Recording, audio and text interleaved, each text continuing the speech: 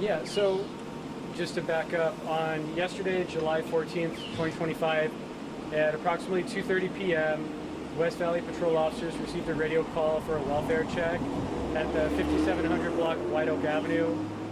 They were met by the person reporting, who's a friend of the victim. The person reporting had not heard from the residents here for several days. She was worried. She happened to have a key code to the vehicle gate behind me, so she gave officers access to the residence. When they were in the yard of the residence, they observed some signs of trouble. They then breached one of the glass windows, went inside the residence where they found both of the victims deceased who had suffered from multiple gunshot wounds. Operations Valley Bureau Homicide was called and responded to the scene. Through our investigation, it was revealed that there was a previous radio call back on Thursday, July 10th, 2025 at approximately 4 p.m. These two radio calls dealt with an individual jumping the fence onto the property, a burglary suspect there now. Officers did arrive at scene. They conducted an investigation. They were unable to make entry onto the property due to it being highly fortified. However, they did do a flyover with the airship. There were no signs of forced entry or trouble at that time. They cleared from scene. However, upon further inspection on surveillance video, homicide investigators discovered that the suspect had managed to scale over one of the fences, gain access to the residence, and he entered and unlocked or unsecured door of the residence. And he was there for approximately a half an hour. When the homeowners returned back to their residence, a violent struggle ensued between them and the suspect, who was already inside their home, which resulted in the victims tragically losing their life.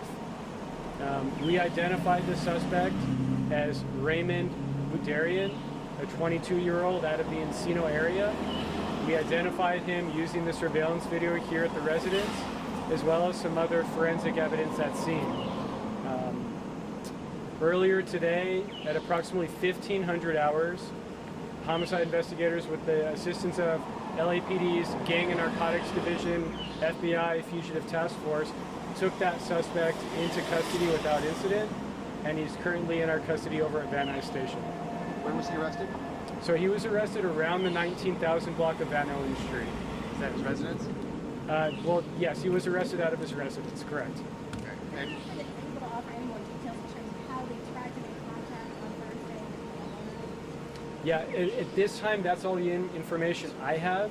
If there's any further investigation needed into that, the department will do so, as well as our investigators. You know, we've had this case for a little under 24 hours now, so there's still a lot of legwork that we have to do on this case as well. What was his primary reason for breaking in? I'm sorry? What was his primary reason for breaking in? Unknown at this time. Motive is unknown. We're still looking into whether he has any type of relationship with the victims. Right now, it is an apparent random attack. The house did not appear to be ransacked, so we're looking into multiple avenues on what the motive may be there. So it doesn't necessarily look like motive was theft. The motive may not have been theft, but the motive could also have been random, based on what we know so far, but it's very preliminary at this time. What kind of weapon was recovered? No weapon recovered at this time, but we suspect it's a handgun was involved. Can you tell us anything about a previous incident in May, a burglary reported at this house? Yeah, so once again, we're focused solely on the homicide. Any other further information on past calls for service, the LAPD will look into that. Right now, it's just too early in the investigation for me to go over that stuff. What can you tell us about the person arrested? Nothing much other than he's a 22-year-old male who does not reside in this neighborhood in particular, and at this time we don't have any connection between he and the victims. Any criminal history? He was known to police in a sense that he has a prior criminal history, but I'm not going to go into detail about what that is. you mentioned signs of trouble in the yard. Can you talk about what that was? Just blood evidence being along the porch. On the outside? Yes. And when you say a violent struggle ensued, are there cameras inside the home too? Were you able to see what happened inside? At this time in the investigation, there's no interior camera footage. When I say violent, I mean the victims were ruthlessly shot multiple times. Is there, like, blood evidence around the house or just where the victims were found? How do you know there was a violent struggle other than the gunshots? No, that's it. That's my definition of a violent struggle. The actual murder scene was quite contained in the house. What's the protocol if someone calls in a prowler? Like we talked with a neighbor who says, you know, we called this in. If there was somebody who had gone over this side, if someone calls in a prowler, police can't find them, then what happens then? Yeah, again, I'm not going to speak to like particular on police policies and procedures. I'm just here for the homicide, but I can say the department will look into that response and deem if there is any sort of misconduct there, they will launch an internal investigation. If I could just focus on the word struggle again, is there a chance that they were surprised, like the first victim didn't know the shot was coming and the second victim went to investigate what was happening?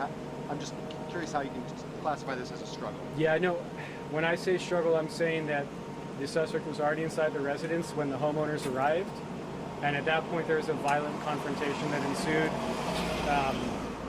I don't know if, you know, the sequence of events at this time. We'll make an attempt to interview the suspect to see if he gives us some light into what actually happened there, but right now we don't have any surveillance video evidence. On the inside of the house, we just have the immediate crime scene there and the exterior videos. Is there audio from the video to hear what was happening inside? No audio from my knowledge. Did the confrontation begin at the door as the couple walked in, or does the video end with them going inside the house and then that's it? Yeah, I don't have that information for you right now. I'm sorry. Initial reports that they were shot in the head. Did you know were they shot from the back, inside, anything like that? Multiple gunshot wounds throughout their bodies. Lieutenant, when your officers arrested the suspect, did he resist in any way? No, we arrested him without incident. Was he intoxicated or on drugs? At the time of the incident, Either that or during the arrest? unknown at the time of the incident. It does not appear to be so at the time of the arrest. Has he made any statements about the crime? Or At this time, no statements have been made. And you said multiple shots? Each victim was shot multiple times? That's correct.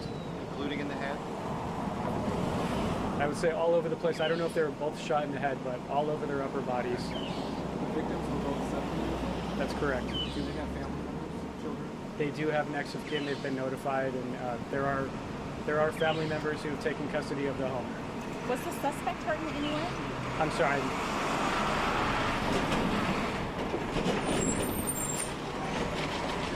Was the suspect hurt in any way? Is there any indication that they were able to fight back or anything like that? He does not appear to be injured, and again, he was taken into custody without incident. But unless we get a statement from him, we'll still try to figure that information out. But he does not appear to be injured. Are you able to get into how he was identified using the video evidence, the program that was utilized? Yeah, it was all video surveillance and some forensic evidence that we had expedited. That's how we were able to identify him. So if you can see the residence, there's a lot of exterior surveillance cameras, very good quality cameras.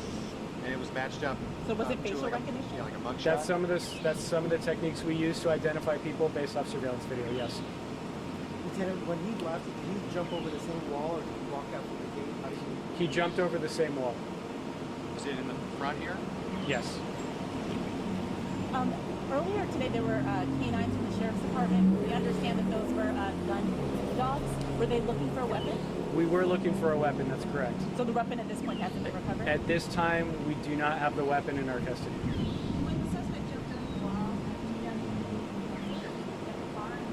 done Unknown at this time. We have more canvassing to do. Again, it's been 24 hours. We got him in custody. That was our priority. And now that he's in custody, we're going to continue to canvass, talk to witnesses, and look for other surveillance video to see in which direction he did flee, whether that's on foot or in a vehicle. And not believed to be part of a larger organization, burglary ring or anything like that? It does not appear to be so. Again, prelim info only, but for right now, he doesn't appear to be a part of any type of burglary ring. Are you aware of any details from the arrest? Did he kind of give up? Did he say anything? No spontaneous statements were made. You might say we spelled his name again. Yeah, Raymond, R-A-Y-M-O-N-D, Budarian, B as in boy, O-O, D as in David, A-R-I-N, as in Nora.